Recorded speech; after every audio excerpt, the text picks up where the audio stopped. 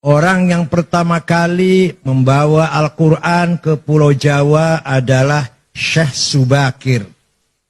Syekh Ahmad Subakir membawa Al-Quran, diperkenalkan kepada Ratu Sima, Raja Kalingga di Jepara. Walaupun si ratu ini tidak masuk Islam secara eksplisit, tapi memahami kandungan Islam, yaitu Islam atau Al-Quran mengajarkan keadilan, seadil-adilnya.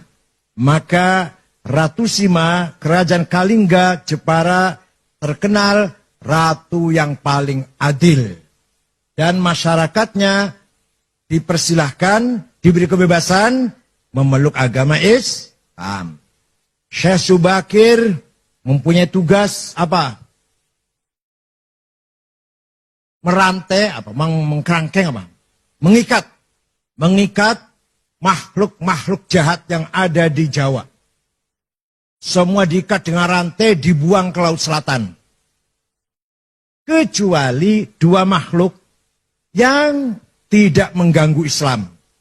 Gak mau dibuang ke Laut Selatan, yaitu Sang Hyang Semar dan Sang Hyang Togog. Dalam Santaris bila cerita begini, Beb.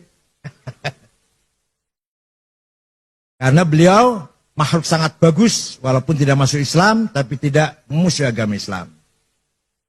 Ulama kedua yang bawa agama Islam terkenal adalah Syekh Ri'asuddin An-Nisaburi, yang terkenal dengan Mbah Wasil. Beliau membawa kitab Al-Asrar, kitab rahasia. Diajarkan kepada Raja Jayakatwang, Joyoboyo, Raja Kediri Doho Kediri. Maka terkenal dengan ramalan Joyoboyo, itu sebenarnya terjemahan dari Kitabul Asrar, kitab rahasia-rahasia. Yang dibawa oleh Mbah Wasil, kuburannya di belakang Masjid Setono Gedong, Kota Kediri. Kalau Syekh Subakir ada yang bilang kuburannya di Gunung Magelang, Gunung apa? Tidar. Ada yang bilang di mana-mana. Yang benar, yang prosentasenya paling benar, di Goa, di Sulawesi Selatan. Mbah Subakir wafat di situ. Setelah itu barulah datang para da'i-da'i. Pertama kali ada pesantren di Jawa Barat tahun 1410 adalah Syekh Hasanuddin dari Cina. Atau terkenal dengan Syekh Kuro. Kuro itu Qori yang mengajar Al-Quran di desa Rengas Dengklok, Kerawang. Punya murid, salah satu muridnya namanya Subang Larang. Anaknya Ki Gede Tapa, kepala bandar pelabuhan Cirebon. Ki Gede Tapa itu bukan dari Solotigo loh, dari Cirebon. Nah, Subang Larang ini Pak Hanif kutilang. Kuning, tinggi, langsing. Sulit carinya nih. Kalau kebalikannya banyak, kebalikannya. Kebalikannya kuning, kebalikannya tinggi, kebalikannya langsing itu gak banyak itu. Tapi yang kutilang, aduh sulit carinya. Nah, suatu ketika Raja Siliwangi beragama Buddha dengar ada agama Islam, agama baru, berangkat dari Bogor ke utara, saya bunuh itu, kiai itu. Sampai di sana mendengar kutilang sedang baca Quran, klepek-klepek. Langsung lamar untuk saya saja kiai, silakan tapi kamu harus masuk Islam. Udah masuk Islam gampang. Ada mas kawinnya apa? Lintang kerti, tasbih maksudnya. Udah saya cari di pasar gampang mau berapa biji.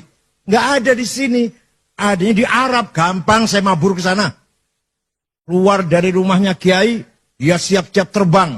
Hong, macet. Biasanya terbang biasanya. 2 kali, hong, nggak bisa terbang.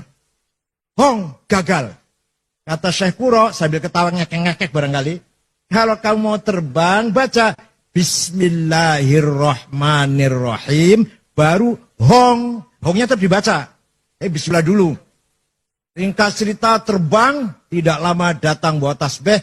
Terjadi perkawinan antara Raja Pajajaran yang beragama Buddha masuk Islam. Prabu Siliwangi dengan Subang Larang. Tapi beliau Islamnya kurang betul-betul Islam, karena hanya ingin kawin kutilang saja itu. Tapi akan punya anak. Pertama namanya Syekh Rahmatullah atau Sunan Rahmat Suci. yang kuburannya di Gunung Godog, Garut.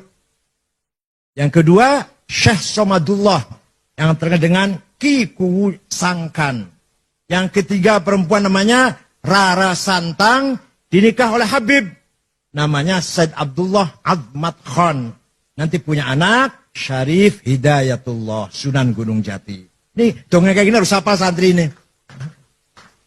Jadi, bubarlah kerajaan Pajajaran setelah Prabu Kian Santang Sen Rahmatullah alias Ki Galantrang alias Ki Setra alias Maung Keling alias Maung Lodaya. Oh, banyak sekali aliasnya itu.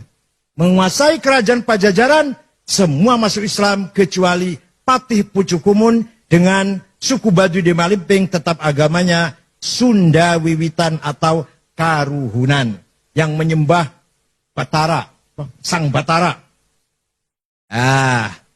Itulah ulama mulai menyebarkan agama Islam di Pulau Jawa ini.